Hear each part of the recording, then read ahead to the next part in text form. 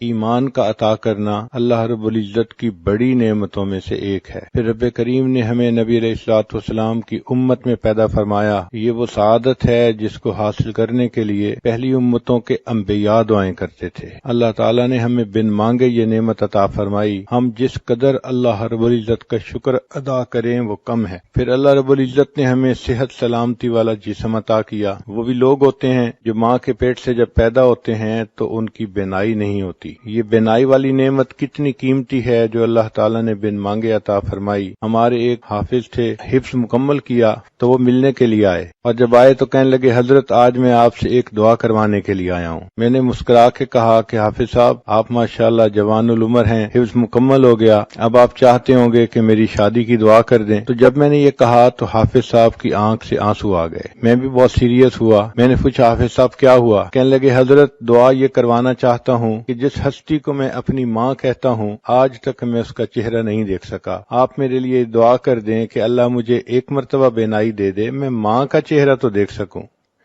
اس وقت احساس ہوا کہ اے کریم آقا، آپ نے ہمیں جو بینائی والی نعمت عطا فرمائی یہ کتنی قیمتی ہے، اور ہم اس نعمت کو مس یوز کرتے ہیں اور غیر محرم کے اوپر استعمال کرتے ہیں۔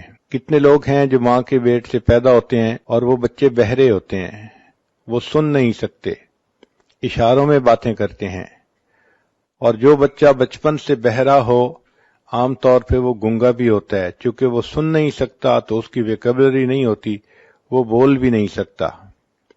اللہ رب العزت نے ہمیں سماعت بھی عطا فرمائی، ہم بات سنتے بھی ہیں، بات کرتے بھی ہیں۔ پھر دیکھیں انسان کے چہرے پر ناک ایک چھوٹا سا عضو ہے، لیکن اس ناک کے اندر اتنی خوبصورتی ہے کہ اس کے خوبصورت ہونے سے چہرہ خوبصورت ہوتا ہے اور اس کے بدصورت ہونے سے چہرہ بدصورت بن جاتا ہے۔ اللہ رب العزت نے یہ نعمت بھی ہمیں اچھی عطا فرمائی۔ پھر زبان کو دیکھیے، اللہ تعالیٰ نے ہم کلامی کی توفیق عطا فرمائی۔ ہم اپنی فیلنگز کو الفاظ کا جامہ پہنا سکتے ہیں، دوسرے سے بات کر سکتے ہیں۔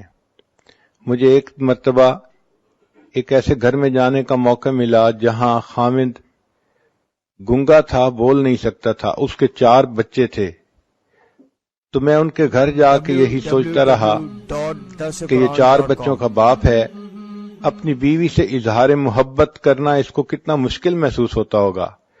ہم الفاظ کو کس طرح بنا سنوار کے کہہ دیتے ہیں دوسرے بندے کا دل خوش کرنے کے لیے، اور وہ اپنی بیوی سے صرف اشاروں سے باتیں کرتا تھا۔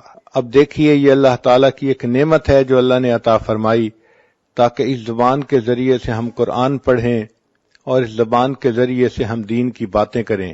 پھر اللہ رب العزت نے ہمیں ہونٹ عطا فرمائے۔ یہ ہونٹ دیکھنے میں چھوٹے سے ہوتے ہیں مگر ان کے اوپر انسان کی خوبصورتی کا انحصار ہوتا ہے۔ اگر ہونٹ بے ڈھنگے ہوں تو باوجود گورے رنگ کے اور باوجود اچھی خوبصورت شکل کے انسان خوبصورت نظر نہیں آتا۔ اگر انسان کے ہونٹ نہ ہوتے تو اس کے دانت یوں نظر آتے جیسا مردہ بکری کے دانت نظر آتے ہیں، انسان کی ساری خوبصورتی ختم ہو جاتی۔ چیز چھوٹی سی ہے مگر اہمیت دیکھیے کتنی ہے۔ اللہ رب العزت نے ہمیں ہاضمے کی نعمت عطا فرمائی، یہ بھی اللہ تعالیٰ کی نعمتوں میں سے ایک بڑی نعمت ہے۔ ایک آدمی کے پاس 100 بھینسیں تھیں لیکن وہ خود بھینس کا دودھ نہیں پی سکتا تھا، اس لیے کہ دودھ کے پینے سے اس کو ایک بیماری ہو جاتی تھی۔ کتنے لوگ ہیں جو لیکوڈ ڈائٹ پہ رہتے ہیں اور سالڈ چیز نہیں کھا سکتے۔ ایک مرتبہ ایک عورت نے مجھے فون کیا، حضرت میرے لیے دعا کریں، میرے معدے میں السر ہے، میں سارے مہمانوں کے لیے اچھے اچھے کھانے بناتی ہوں مگر پچھلے 7 سال سے میں صرف لیکوڈ پہ گزارا کر رہی ہوں، ایک لقمہ بھی میرے منہ میں نہیں گیا۔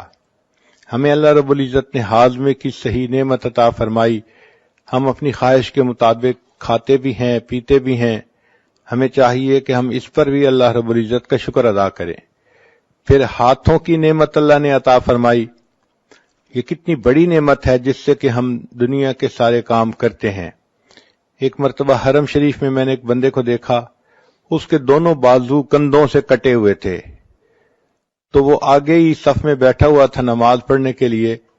عجیب بات کہ میں یہی سوچتا رہا یا اللہ اس کے دونوں بازو ہی نہیں ہیں، یہ اپنے کپڑے کیسے پہنتا ہوگا، یہ اگر واش روم جاتا ہوگا تو اپنی طہارت کیسے کرتا ہوگا، اللہ جب یہ سوتا ہوگا تو یہ رات کو اپنی رضائی کمبل کو کیسے سیدھا کرتا ہوگا۔ اس کے دونوں ہاتھ نہیں تھے۔ اس دن ایسی عجیب کیفیت ہوئی کہ میں بہت دیر اس بات پہ روتا رہا کہ اللہ آپ نے ہمیں یہ نعمتیں دیں، کاش کہ ان نعمتوں کو ہم آپ کی تعمیل میں استعمال کر سکتے۔ پھر ایسا بھی ہوتا ہے کہ بعض لوگوں کے پاؤں نہیں ہوتے، چنانچہ ایک صاحب کے پاس جوتے نہیں تھے، وہ ظہر کی نماز پڑھ کے جب نکلے تو ننگے پاؤں ان کو دھوپ پہ چلنا پڑا، پاؤں جل رہے تھے اور وہ اپنے دل میں یہ شکوہ کر رہے تھے کہ یا اللہ میں تو تیری نماز پڑھنے کے لیے مسجد میں آیا اور آپ نے مجھے جوتے بھی نہ دیے۔ ابھی ان کے دل میں یہ شکوے کی کیفیت تھی کہ انہوں نے دیکھا ایک نوجوان آ رہا ہے اور اس کے پاؤں ٹھیک نہیں ہیں، وہ بیساکھیوں کے بل چل کے آ رہا ہے، تو ان کے دل پہ چوٹ پڑی اور انہوں نے یہ دعا مانگی کہ یا اللہ میں تو جوتے کی وجہ سے رو رہا تھا اور یہ شخص تو اپنی ٹانگوں سے ہی محروم ہے، کم از کم آپ نے مجھے ٹانگیں تو دیں۔ تو ہم اس چیز کا احساس نہیں کرتے اللہ نے ہمیں کتنی نعمتوں سے نوازا ہے۔ چنانچہ ایک شاکر انسان کو چاہیے کہ اللہ رب العزت کی ان تمام نعمتوں کا شکر ادا کرے، ان اعضاء کو اللہ تعالیٰ کی فرما برداری میں استعمال کرے، شریعت کے مطابق اپنی زندگی بنائے۔